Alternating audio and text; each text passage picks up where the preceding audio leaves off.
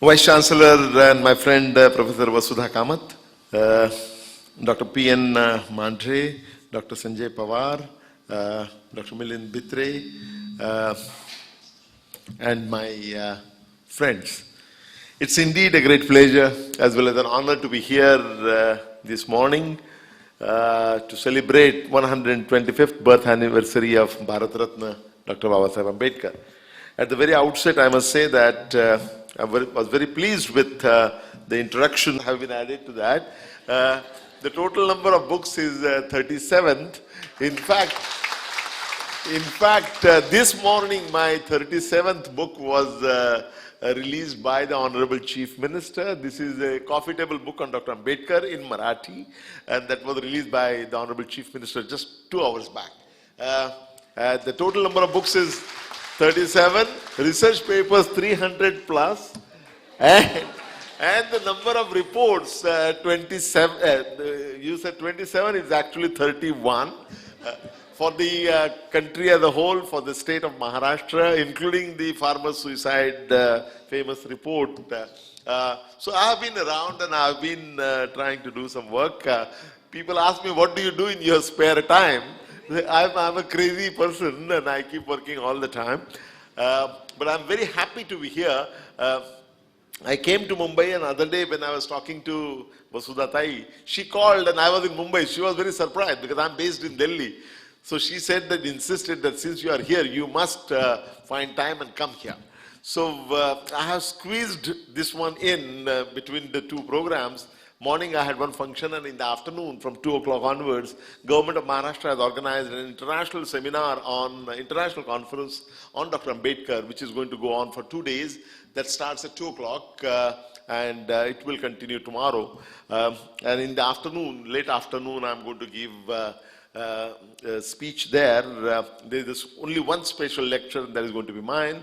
And then at 8:30 today, 8:30 or 8 o'clock, 8 o'clock today on NDTV, I'm there in the debate on the appropriating legacy of Dr. Ambedkar. That is the debate. So there is a BJP representative, there is a Congress representative, and I don't belong to any party. So I will be speaking, and I have a lot to say on the subject because I have been studying Dr. Ambedkar and several books. I have written 20 books on Dr. Ambedkar in Marathi, Hindi and English together. 3 of them were a collection of his speeches that I edited. 2 of them were about the summaries of all his completed writings. And then I wrote his first ever intellectual biography, Dr. Ambedkar. That is in English as well as in Marathi. In Marathi, the title is Pradnya Surya. And it's a very big book, 800 plus pages. And the English one is called Ambedkar, Awakening the Social Conscience of Modern India. Because I truly believe that it was Dr. Ambedkar who awakened the social conscience of modern India. And that is what the book is about. It is about his intellectual evolution. That is an unusual form of biography that I have handled. And please do take a look at it whenever you can. Today, I'm going to speak about Dr. Babasaheb Ambedkar as a national leader. And what I intend to do is to speak for about 30 minutes or 35 minutes, and then seek questions from you. And we will discuss the questions. I will take all your questions, and at one go, I will try to answer them. That is going to be the format. You know, whenever we think about Dr. Babasaheb Ambedkar, what is the image that we have? The first thing that comes to everybody's mind, I'm talking about all Indians, I'm not talking about Dalits alone. First image that comes to mind is he was the leader of Dalits. Of course, it is true that he was the messiah for Dalits, but he was not confined to being the leader of Dalits alone. He was a lot more than that. Then the second image that comes to our mind is here, Dr. Ambedkar was the principal architect of the Indian Constitution. Yes, that is of course true. Although some people like Arun Chaudhary have raised some doubts about it, it's undoubtedly true that Dr. Ambedkar was the principal architect of the Indian Constitution. And while that is true, again, that does not capture the enormity of the contribution that Dr. Babasaheb Ambedkar made. Dr. Babasaheb Ambedkar was truly a national leader, period. And Dr. Ambedkar made such contribution in such diverse field as nobody else did. No leader in India ever created so many books. He wrote 22 great books on different subjects: economics, sociology, political science, history, law, even anthropology. There are two great books on anthropology that he has written.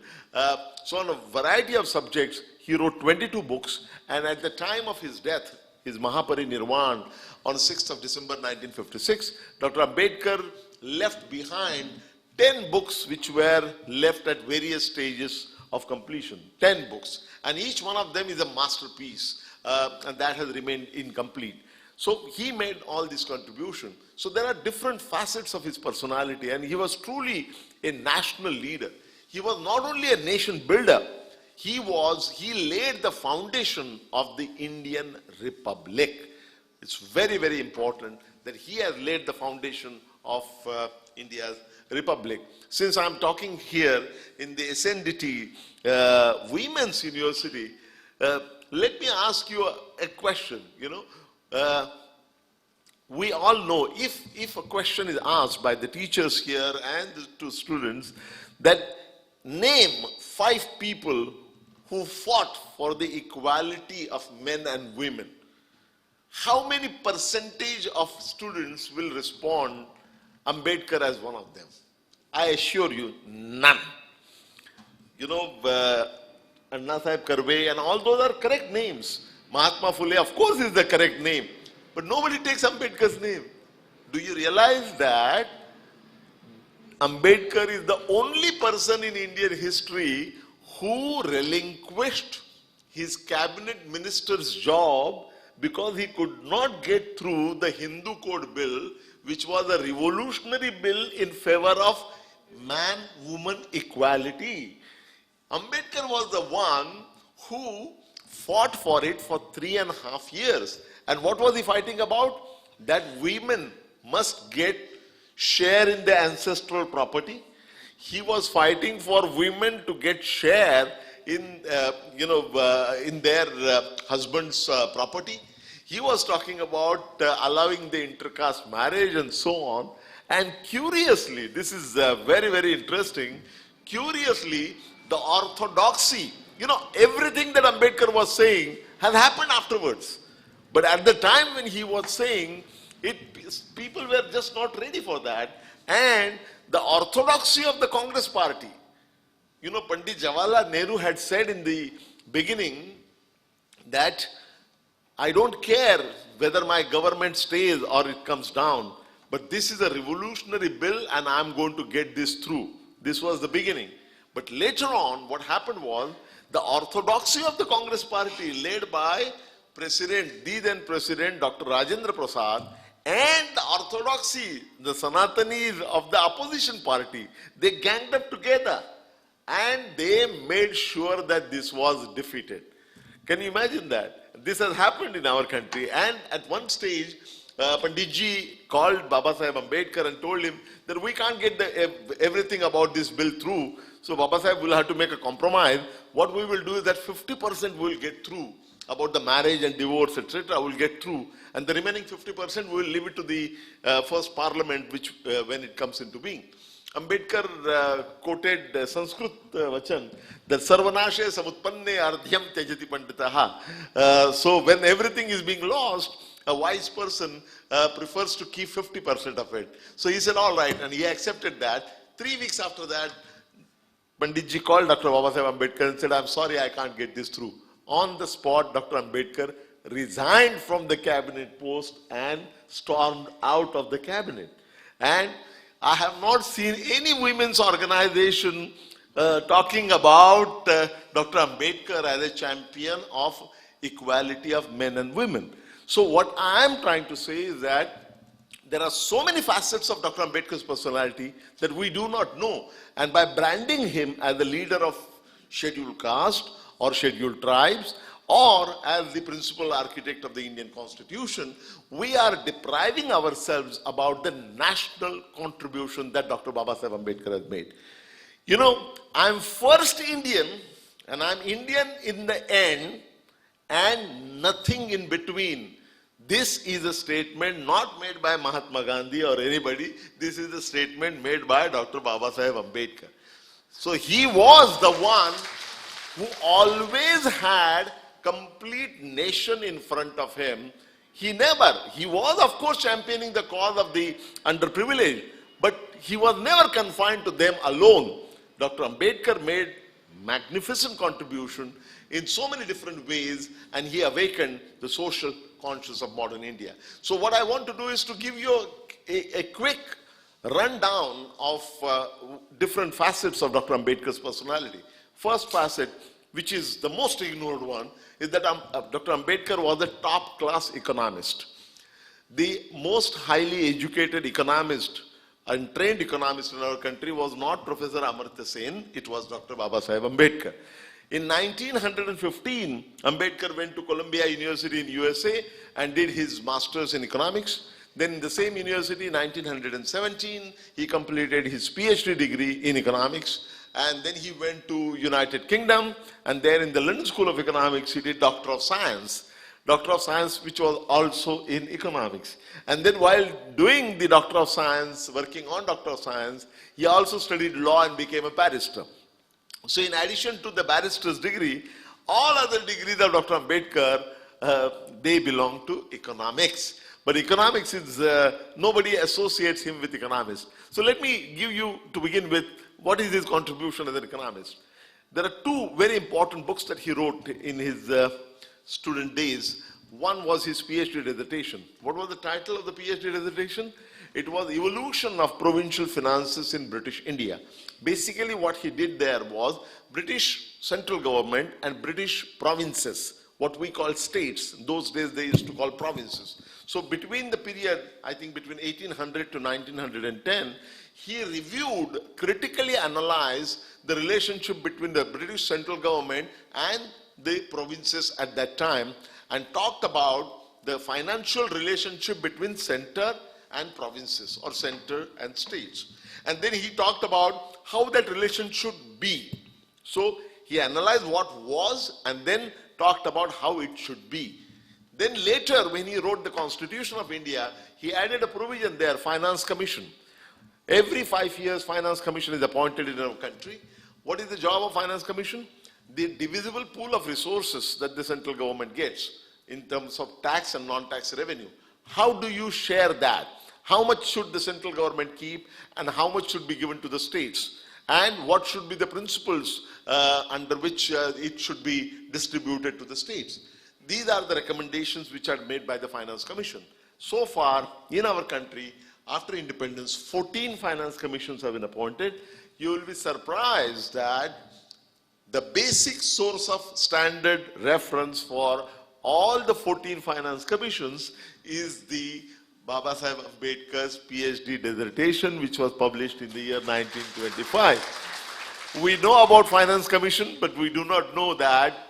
We talk about, Modi ji has been talking about fiscal federalism. He has been talking about cooperative federalism. So center-state relationship is a live topic even today. And the first person who did the basic work on this was Dr. Ambedkar. We don't know about that.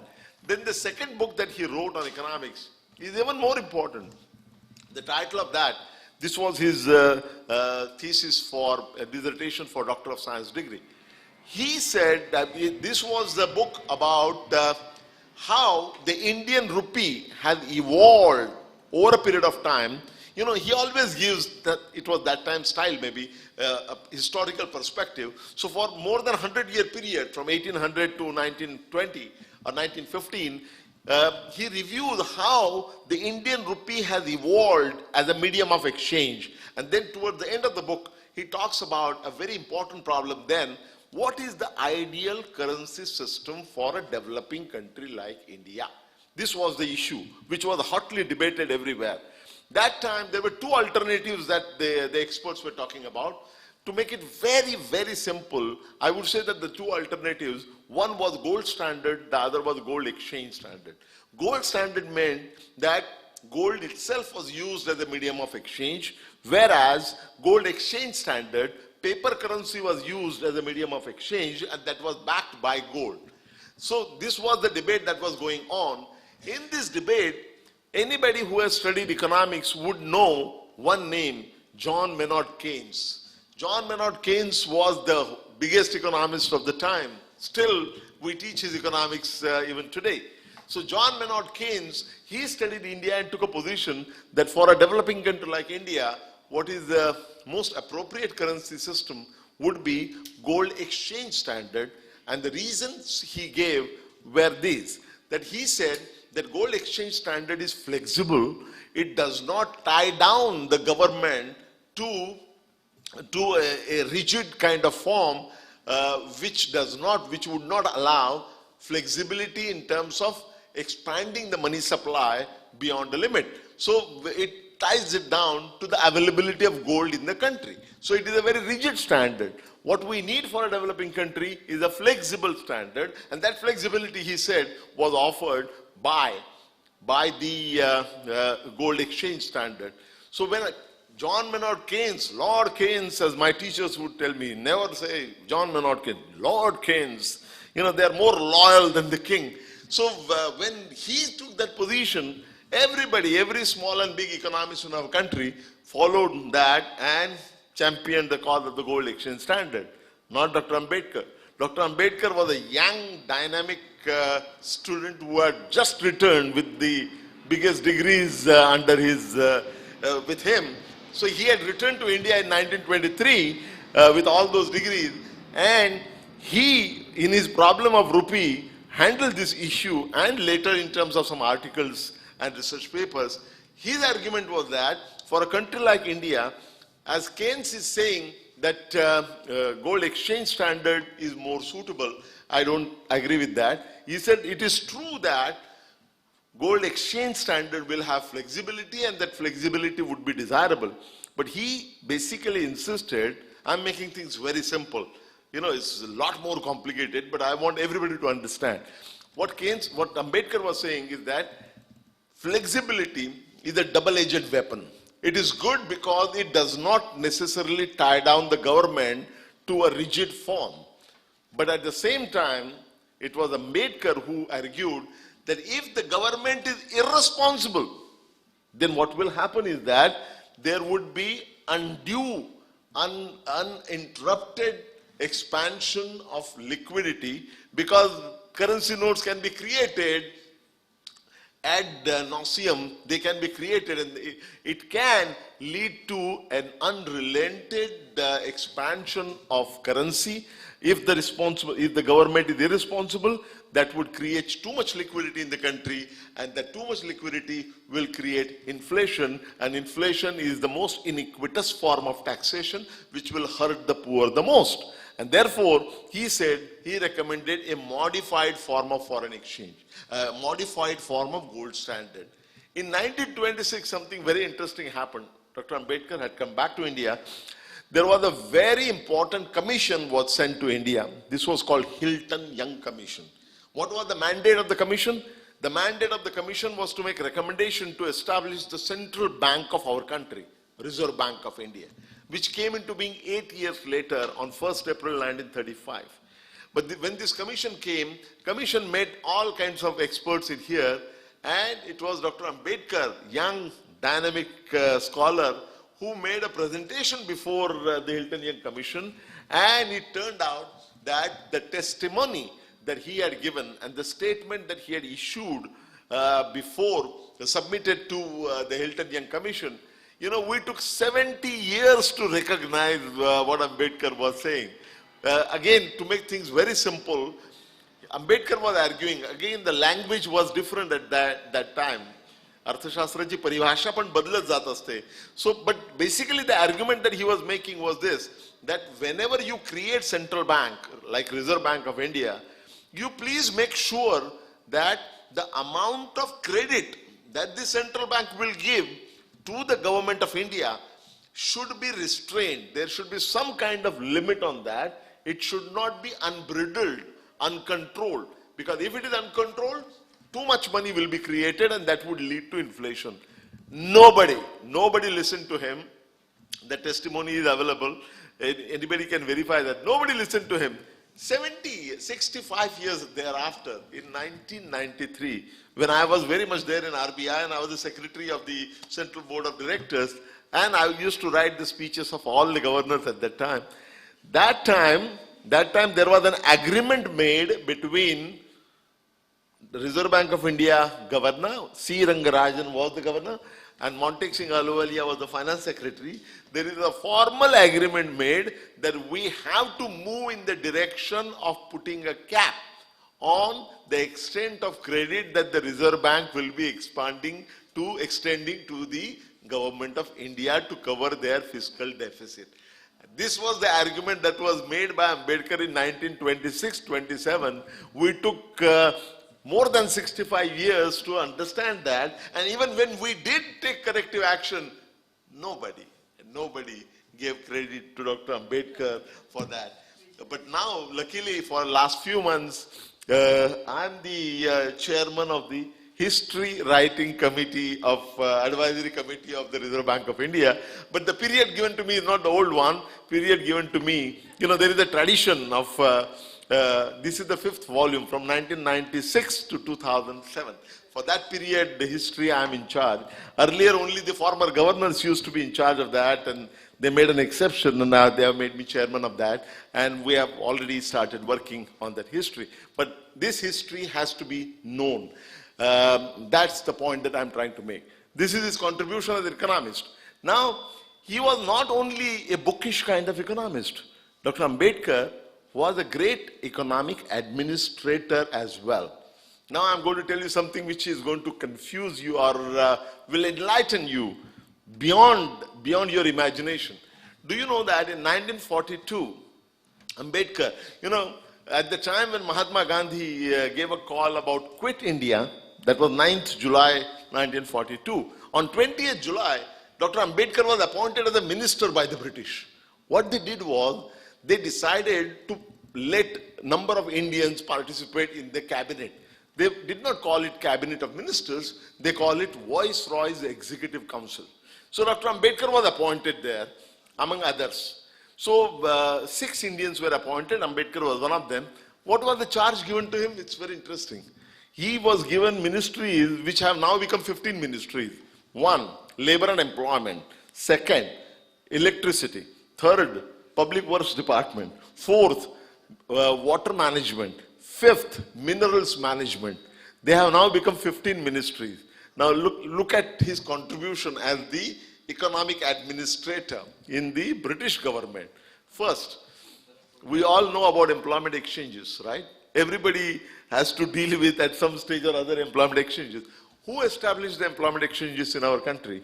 The first decision was by Dr. Ambedkar. We talk about, Modi ji is talking about Skill India, right? Okay.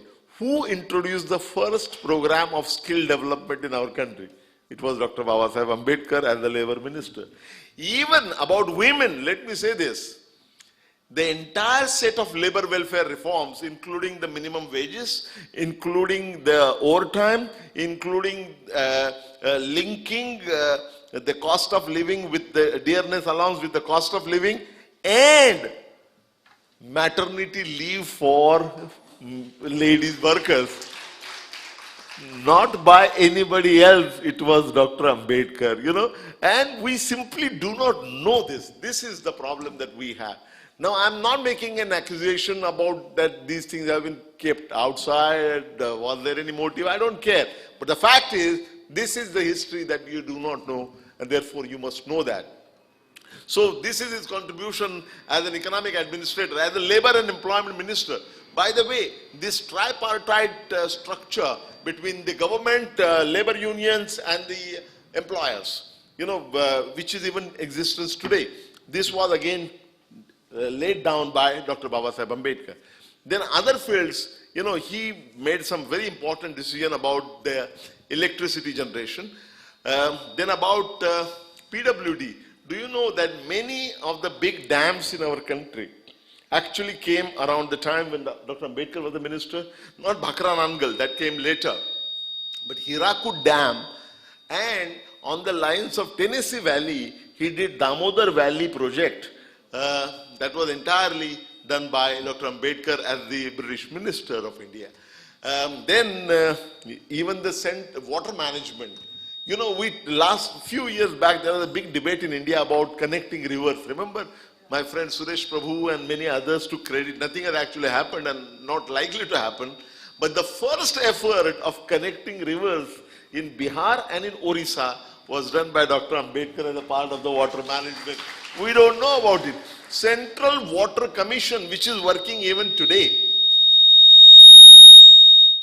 Central Water Commission, which is working even today, was established by Dr. Babasaheb Ambedkar. And then the minerals management. Now coal, there is a separate ministry. For other minerals, there are separate ministries.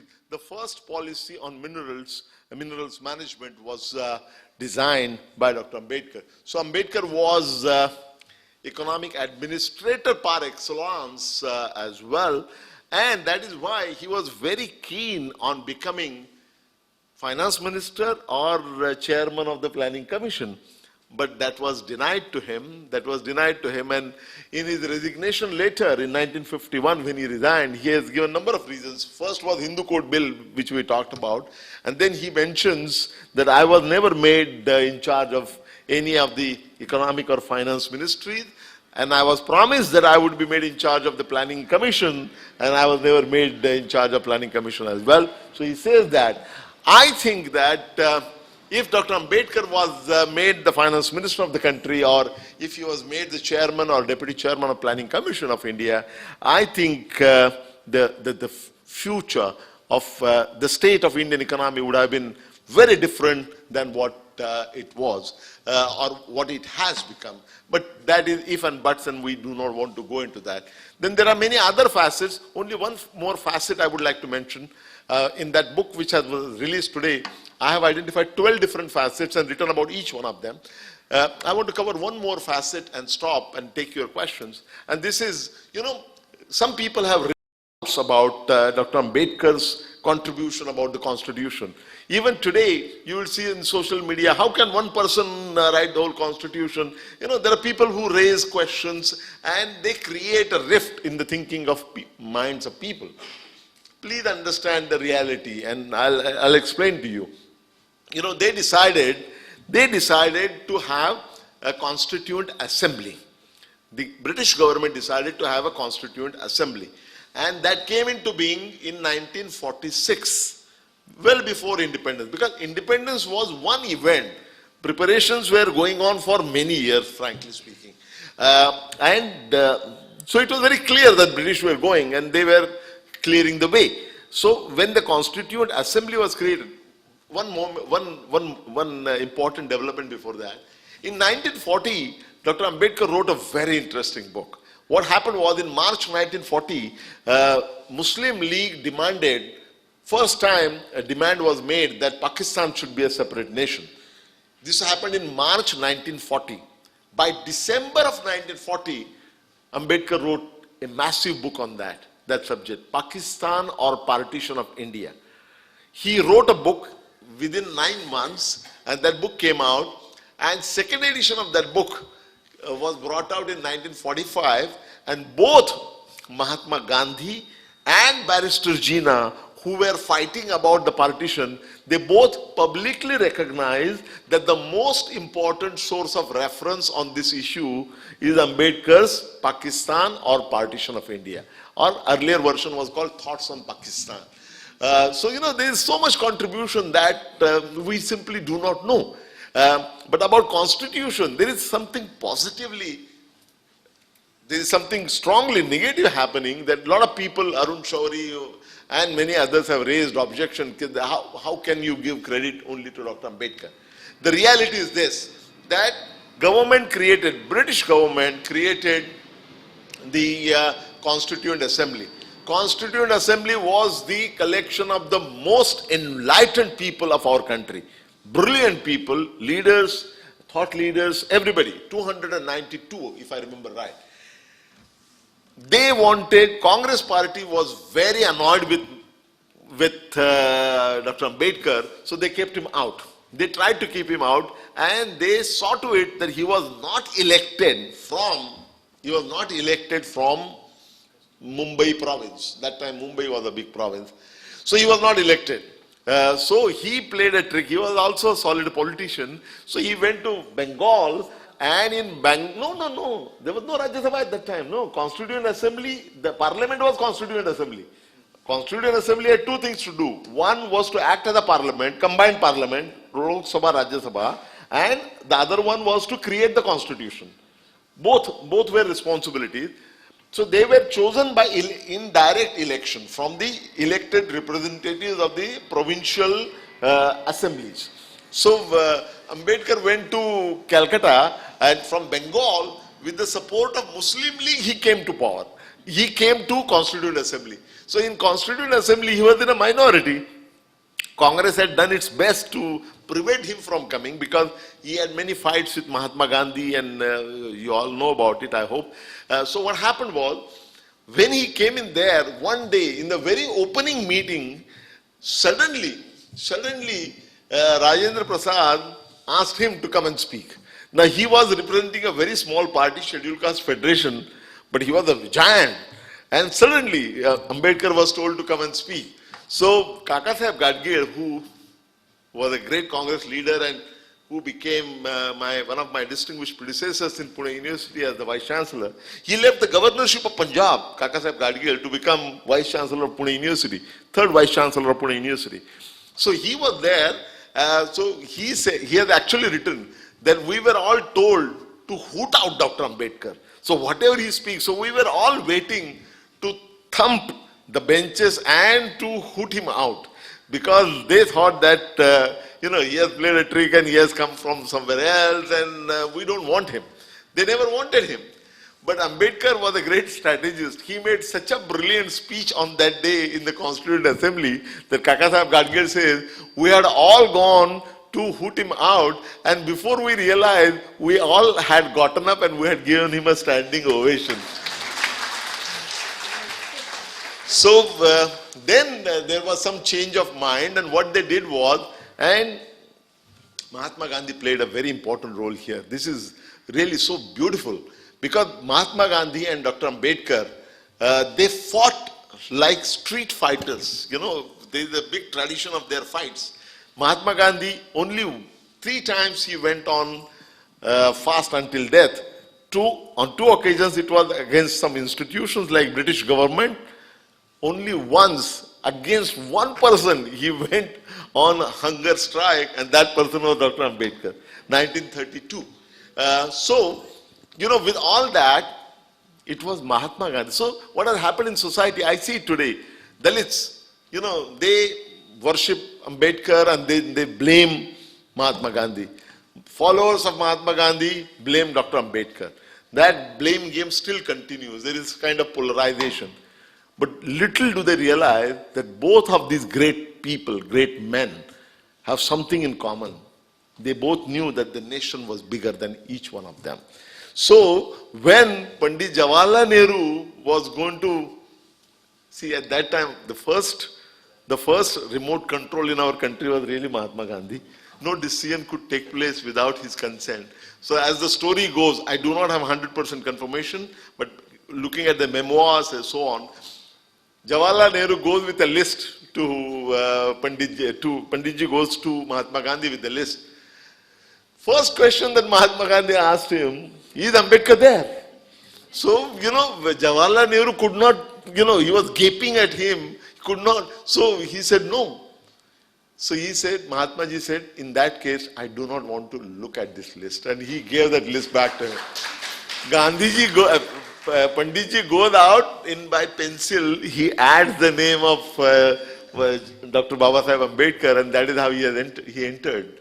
After he entered as a cabinet, as the law minister, then at some point, decision had to be made that who will write the constitution, who will draft the constitution. Baba Saheb Ambedkar was on several committees, subcommittees, etc.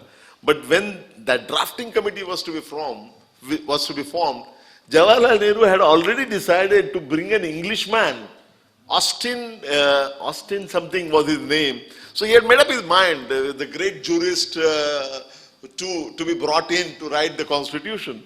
Mahatma Gandhi, when he came to know about it, he asked Panditji, हमारे इतने बड़े देश में आपको और कोई नहीं मिल रहा है जो इसको लिख सकेगा? अंबेडकर जी के बारे में आपका क्या ख्याल है? And you can imagine what happened then. Finally, of course, Gandhiji had the last word.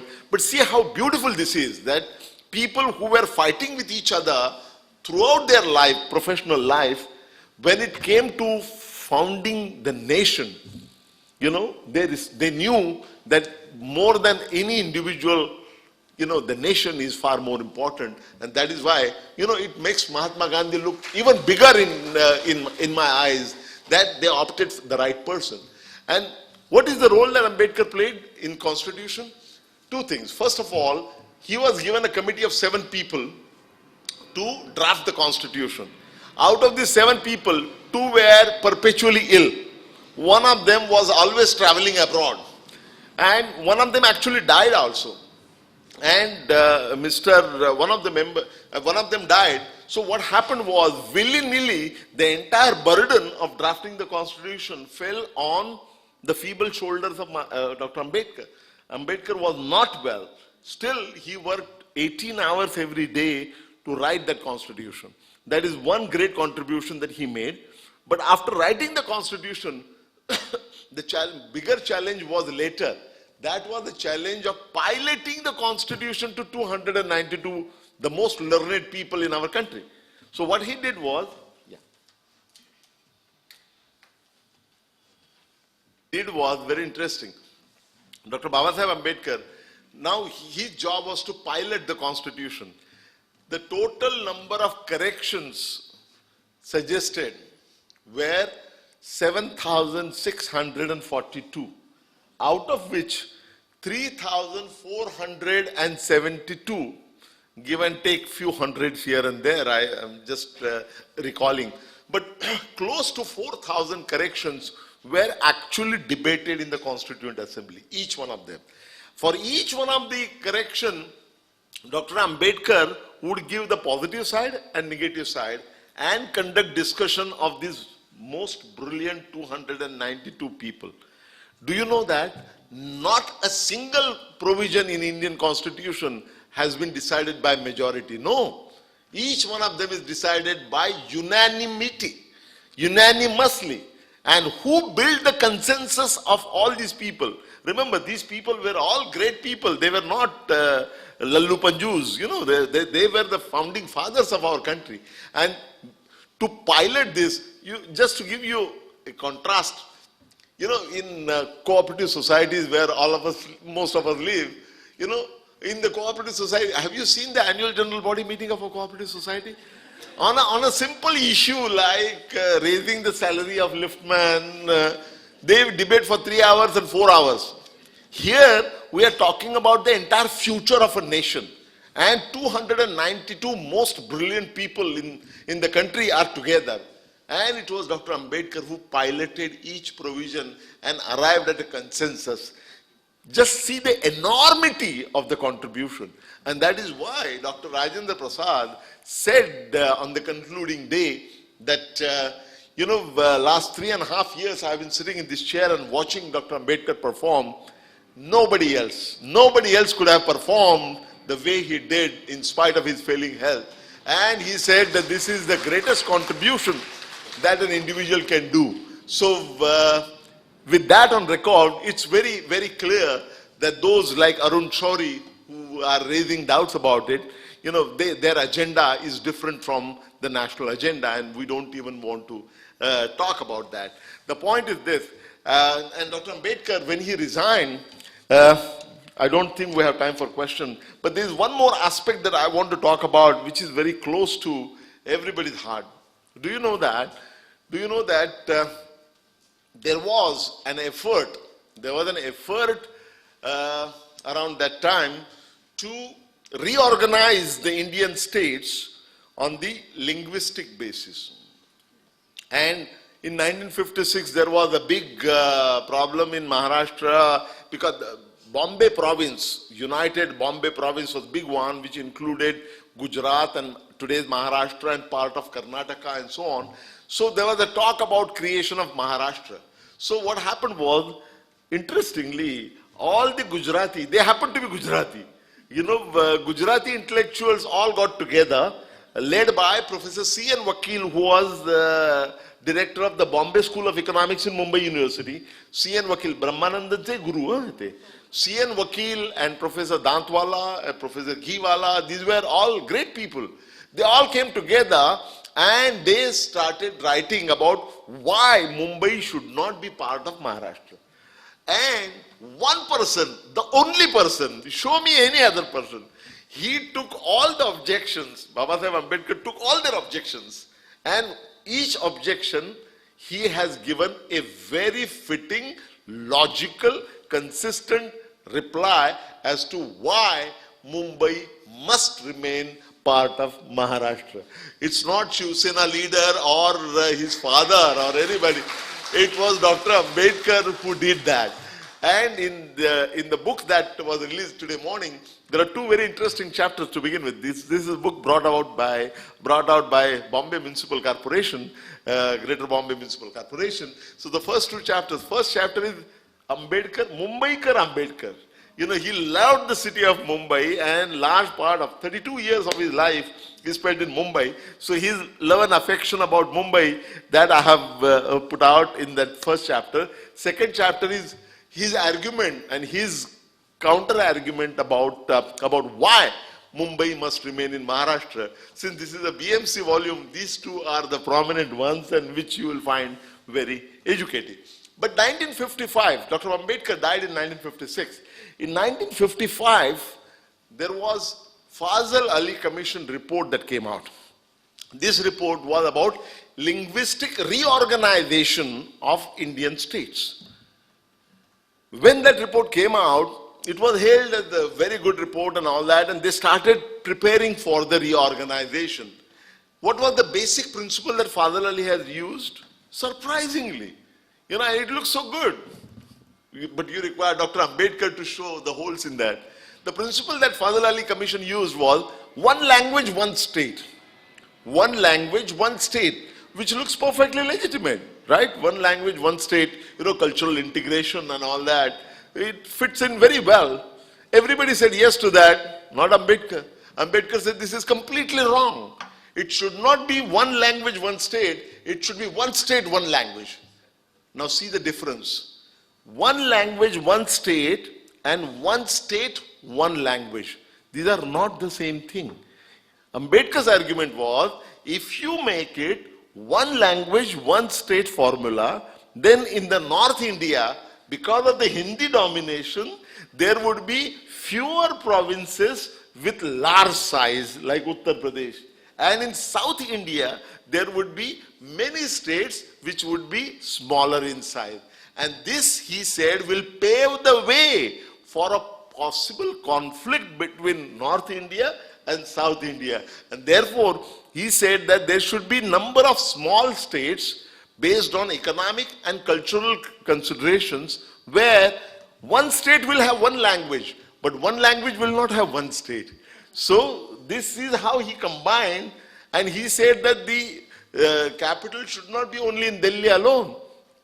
Many of the Andhrites or Telangana people will be very happy that he said the second capital must be Hyderabad. And he drew pictures to show how Bihar should be divided into two, how central province should be divided into two, and both of that has happened. Bihar was divided into Bihar and Jharkhand. Central province was divided into Madhya Pradesh and Chhattisgarh. And then he also recommended making 3 states out of Uttar Pradesh, which Mayawati tried, but with no success. The point is that there has to be reorganization in such a manner that there is a proper balance between north and south, and that it doesn't create any problem. This was the vision that Dr. Ambedkar had. And the last point that I would like to make and stop is about his conversion. In the first, Dr. Ambedkar returned to India in 1923. First 10 years, from 1924 to 1934, he tried to change the Hindu religion from within. He was a reformer, religious reformer. Look at the battles that he fought. First one was Mahad Chaudhar Tade Satyagraha, where right to water, access to water was the issue. And then 1930 and 31, up to 1936, there was the temple entry movement in Kalaram Mandir temple in Nashik, and so on. But then he realized that the change is not going to take place, the change is going to be very slow, and he was not happy about this at all. So in 1935, he announced that I was born untouchable Hindu. That was not in my hand, but I'm not going to die as a Hindu. This was the announcement that he made in 1935, and which was the first announcement of conversion, that I'm going to quit Hinduism. But he did not jump into any other religion. He waited for 21 years, and toward the end of his life, he converted himself, and he led the conversion of about 600,000 to 700,000 people into Buddhism on 14th October 1956. That is barely 50 days before his sad demise. Please do understand, just think about it, two things about his decision. One is that, and this is what is causing lot of content among a lot of people. Tonight I'm going to debate about the political legacy of Dr. Ambedkar. Why is everybody trying to? You just think about it. If Dr. Ambedkar chose a religion which came from the Indian soil, just imagine if Dr. Ambedkar had taken some religion which has originated abroad. I will be frank. Suppose that he had taken Islam or Christianity, Islam in particular. Can you imagine what would have happened to the polarization in our country? It would have influenced our entire nation, and our history, course of our history, possibly could be different. If he had taken Sikhism, what would have happened to Khalistan issue? You can imagine. So, Dr. Babasaheb Ambedkar never jumped into anything. He was very thoughtful, and he chose a religion which comes from the Indian soil, A, and B, as he maintained, you know, the basic principles that were dear to his mind, to him, which were enshrined in the Constitution, were four: liberty, equality, fraternity, and social justice. Swatantriya, Samata, Bandhutva, and Samajik Nyay. These were the four basic precepts that guided the Indian Constitution and shaping the future of our country. And Dr. Ambedkar has actually gone on record that liberty, equality, and fraternity, these are the principles which I have not taken from the French Revolution, thank you. I have taken these principles from the Buddhist philosophy. Yeah, and he has gone on record there. The point is that, you know, such are the people who happen once in a while. Yuga Nirmata is the ideal kind of title for a person like Dr. Babasaheb Ambedkar. You know, there are so many more facets that I did not talk about. I barely touched upon many, but then there are many, many more. If you feel inspired to look into the other facets of Dr. Ambedkar's personality, then, you know, my coming here all the way from Delhi to come to speak to you on the request of my friend Vasudha Tai, I would feel really very good that you have been inspired to do so. And that, I believe, would be the correct tribute that one can pay, the honor that we can pay to Dr. Babasaheb Ambedkar, one of the greatest sons of our country, Bharat Mata. Thank you very much.